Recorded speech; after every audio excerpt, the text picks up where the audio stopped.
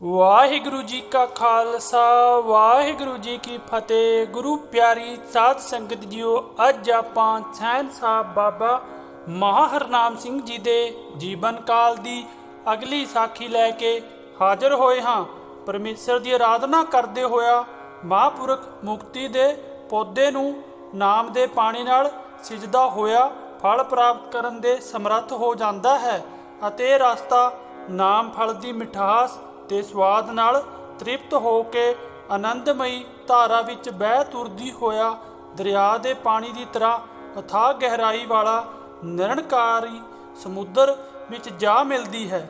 ਇਹੋ ਜਿਹੇ ਪੂਰਨ ਅਵਸਥਾ ਸ੍ਰੇਸ਼ਟ ਬੁੱਧੀ ਅਤੇ ਸਹਿਨਸ਼ੀਲਤਾ ਵਾਲੀ ਜੋਤ ਹੀ ਪਰਮੇਸ਼ਰ ਨਾਲ ਮਿਲਾਪ ਦੀ ਮੰਜ਼ਿਲ ਦਿਖਾ ਸਕਦੀ ਹੈ।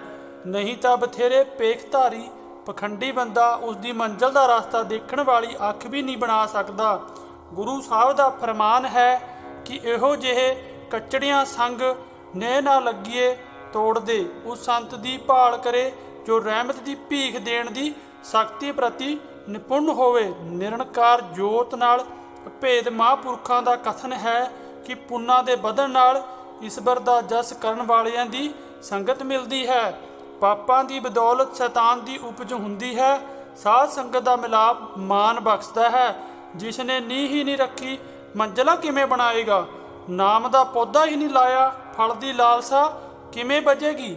ਸਾਧ ਸੰਗਤ ਵਿੱਚ ਜੁੜ ਕੇ ਨਾਮ ਸਿਮਰਨ ਦੀ ਜੁਗਤੀ ਦਾ ਪੌਦਾ ਲਗਾਇਆ ਹੋਏ ਹੀ ਸਰਦਾ ਦੇ ਪਾਣੀ ਨਾਲ ਤ੍ਰਿਪਤ ਹੋ ਕੇ ਨਾਮ ਰਸ ਦੇ ਭਰੇ ਮੁਕਤੀ ਫਲ ਲਵੇਗਾ। ਵਿਦਿਆ ਦੀ ਪਹਿਲੀ ਜਮਾਤ ਅੰਦਰ ਦਾਖਲਾ ਲੈ ਕੇ ਵਿਦਿਆਰਥੀ ਡਿਗਰੀਆਂ ਪ੍ਰਾਪਤ ਕਰਦਾ ਹੈ। ਜੇ ਦਾਖਲਾ ਹੀ ਨਾ ਲਏ ਤਾਂ ਡਿਗਰੀਆਂ ਕਿੱਥੋਂ ਪ੍ਰਾਪਤ ਕਰ ਲਵੇਗਾ? ਦੁਨਿਆਵੀ ਡਿਗਰੀਆਂ ਦੀ ਤਰ੍ਹਾਂ ਪਰਮਾਰਥ ਦੀ ਵਿਦਿਆ ਪੜ੍ਹਨ ਸਾਧ ਸੰਗਤ ਕਰਨ ਸਦਕਾ ਹੀ ਪ੍ਰਾਪਤ ਹੁੰਦੀ ਹੈ। ਪਰਮਾਰਥ ਦੀ ਵਿਦਿਆ ਪੜ੍ਹਨ ਵਾਲਾ ਜਿਗਿਆਸੂ ਮਿਹਨਤ ਕਰਕੇ ਆਤਮਕ ਬਲ ਨਾਲ ਪਰਮ ਪਦਮੀ ਪਾ ਲੈਂਦਾ ਹੈ। ਪੂਰਬਲੇ ਪੁੰਨਾ ਸਦਕਾ ਹੀ ਪ੍ਰਭੂ ਆਪ ਸਿਮਰਨ ਲਈ ਪ੍ਰੇਰਦਾ ਹੈ। ਸੰਸਾਰੀ ਜੀਵਨ ਅੰਦਰ ਵਿਚਰਦਾ ਇਨਸਾਨ ਸੁਖਦਾਈ ਅਵਸਥਾ ਵਿੱਚ ਪਰਮੇਸ਼ਰ ਦੀ ਕਰਨੀ ਨੂੰ ਅੱਖੋਂ ਪਰੋਖਾ ਕਰਕੇ ਹਰਨਾਕ ਸਰੂਪ ਹੋ ਜਾਂਦਾ ਹੈ। ਇਹੋ ਜਿਹੇ ਹੰਕਾਰੀ ਜੀਵ ਨੂੰ ਫਿਰ ਪ੍ਰਭੂ ਆਪ ਬੁਲਾਵਾ ਭੇਜਦਾ ਹੈ। ਇਹ ਮਨੁੱਖ ਮੋਹ ਮਾਇਆ ਜਿਹੇ ਵਿਨਾਸ਼ਕਾਰੀ ਪਦਾਰਥਾਂ ਨੂੰ ਛੱਡ ਕੇ ਸੱਚੇ ਦੀ ਆਰਾਧਨਾ ਕਰਕੇ ਜਿਸ ਦੇ ਫਲ ਸਰੂਪ ਸੱਚੇ ਦੀ ਦਰਗਾਹ ਅੰਦਰ ਮਾਨ ਪ੍ਰਾਪਤ ਹੋਵੇ। ਇਤਿਹਾਸਕ ਵਾਰਤਾ ਹੈ, ਮਲਸੀਹਾ ਨਾਮ ਦੇ ਪਿੰਡ ਵਿੱਚ ਇੱਕ ਗੁਰਮੁਖ ਸੱਜਣ ਭਗੀਰਥ ਵਸਦਾ ਸੀ। ਘਰੇਲੂ ਉਪਦੇਸ਼ ਨਾਲ ਮਾਤਾ ਚੰਡੀ ਦੀ ਉਪਾਸਨਾ ਕਰਦਾ ਸੀ। ਕਮਾਈ ਪ੍ਰਬਲ ਹੋਣ ਤੇ ਇੱਕ ਦਿਨ ਸੁਪਨੇ ਅੰਦਰ ਮਾਤਾ ਨੇ ਦਰਸ਼ਨ ਦੇ ਕੇ ਕੁਝ ਮੰਗਣ ਲਈ ਕਿਹਾ। ਭਗੀਰਥ ਨੇ ਹੱਥ ਜੋੜ ਕੇ ਬੇਨਤੀ ਕੀਤੀ, ਮਾਤਾ ਮੈਂ ਕਿਸੇ ਦੁਨਿਆਵੀ ਮੰਗ ਲਈ ਭਗਤੀ ਨਹੀਂ ਕਰ ਰਿਹਾ।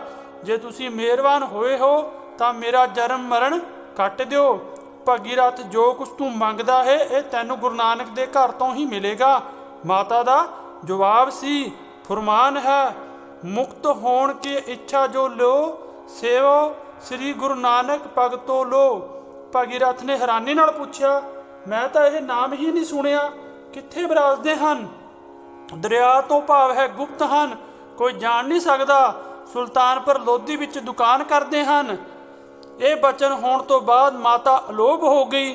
ਸੁਪਨੇ ਨੂੰ ਪ੍ਰਤੱਖ ਮੰਨ ਕੇ ਭਗੀਰਥ ਸਵੇਰੇ ਹੀ ਸੁਲਤਾਨਪੁਰ ਵੱਲ ਤੁਰ ਪਿਆ। ਮਾਤਾ ਦੇ ਉਪਦੇਸ਼ ਨਾਲ ਨਿਰਣਕਾਰੀ ਜੋਤ ਨੂੰ ਮਿਲਣ ਦੀ ਅਭਿਲਾਸ਼ਾ ਨੇ ਗੁਰਮੁਖ ਦੀ ਪੰਥ ਛੇਤੀ ਮੁਕਾ ਦਿੱਤੀ। ਨਾਨਕ ਪਾਤਸ਼ਾਹ ਜੀ ਦੇ ਦਰਸ਼ਨ ਕਰਕੇ ਮਨ ਸ਼ਾਂਤ ਹੋਇਆ, ਮਨ ਉਜਲ ਹੋ ਗਿਆ। ਦਰਸ਼ਨੀਆ ਗੁਰਸਿੱਖਾਂ ਹਮੇਸ਼ਾ ਲਈ ਗੁਰੂ ਨਾਨਕ ਦਾ ਹੋ ਗਿਆ। ਭਾਈ ਗੁਰਦਾਸ ਜੀ ਨੇ ਭਗੀਰਥ ਦੀ ਚੋਣ ਵੀ ਸਿੱਖਾਂ ਵਿੱਚ ਗਿਣਤੀ ਕੀਤੀ ਹੈ। ਭਗੀਰਥ ਜੀ ਬਾਰੇ ਕਥਨ ਹੈ, ਇਸ ਤਰ੍ਹਾਂ ਹਜੂਰ ਬਾਬਾ ਜੀ ਦੀ ਸੇਵਾ ਇੱਕ ਮਹਾਂਪੁਰਖ ਰਹੇ ਹਨ ਜਿਨ੍ਹਾਂ ਨੂੰ ਸੰਤ ਅਚਿੰਤ ਰਾਮ ਜੀ ਦੇ ਨਾਮ ਨਾਲ ਵੀ ਜਾਣਿਆ ਜਾਂਦਾ ਹੈ। ਆਪ ਜੀ ਦਾ ਜਨਮ ਬ੍ਰਾਹਮਣ ਪਰਿਵਾਰ ਵਿੱਚ ਇੱਕ ਪਿੰਡ ਠਿਕਰੀਵਾਲਾ ਵਿੱਚ ਹੋਇਆ ਸੀ। ਸੇਵਾ ਸਿੰਘ ਠਿਕਰੀਵਾਲੇ ਦਾ ਪਿੰਡ। ਉਸ ਸਮੇਂ ਇਹ ਪਟਿਆਲਾ ਰਿਆਸਤ ਵਿੱਚ ਸੀ। ਸ਼ਾਂਤ ਸੁਭਾਅ, ਦ੍ਰਿੜ ਇਰਾਦੇ ਵਾਲੇ, ਸਿਮਰਨ ਭਗਤੀ ਭਾਵਨਾ ਅਤੇ ਉਪਾਸਨਾ ਦੇ ਧਨੀ ਮਹਾਤਮਾ ਸਨ। ਕਈ ਘੰਟਿਆਂ ਸਮਾਧੀ ਸਥਿਤ ਰਹਿ ਕੇ ਸ਼ਿਵ ਜੀ ਮਹਾਰਾਜ ਦੀ ਉਪਾਸਨਾ ਕਰਦੇ ਸਨ। ਮੰਦਰ ਵਿੱਚ ਆਰਤੀ ਕਰਨੀ, ਸੇਵਾ ਕਰਨੀ ਰੋਜ਼ ਦਾ ਪ੍ਰਣ।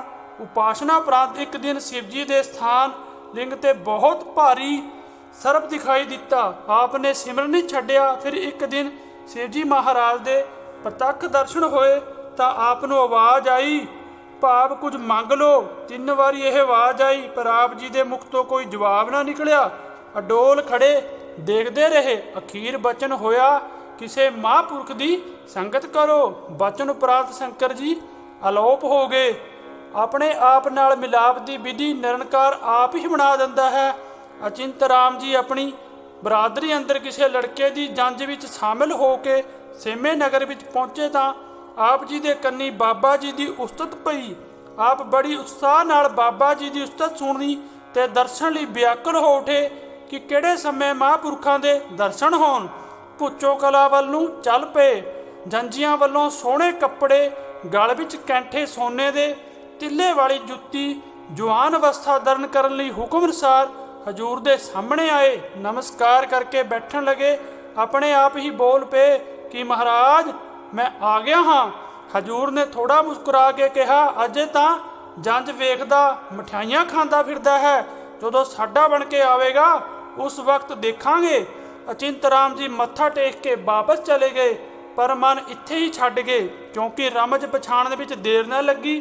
ਘਰ ਪਰਤੇ ਅਤੇ ਕੱਪੜੇ ਬਦਲੇ ਉਸੇ ਸਮੇਂ ਹੀ ਵਾਪਸ ਹੋ ਗਏ। ਬਾਬਾ ਜੀ ਦੇ ਦਰਸ਼ਨ ਵਿੱਚ ਆ ਫਿਰ ਦਸਤਕ ਦਿੱਤੀ। ਹਜੂਰ ਬਹੁਤ ਪ੍ਰਸੰਨ ਹੋਏ ਅਤੇ ਮਰਿਆਦਾ ਅਨੁਸਾਰ ਸਾਰੀ ਸਰਾ ਕੀਤੀ।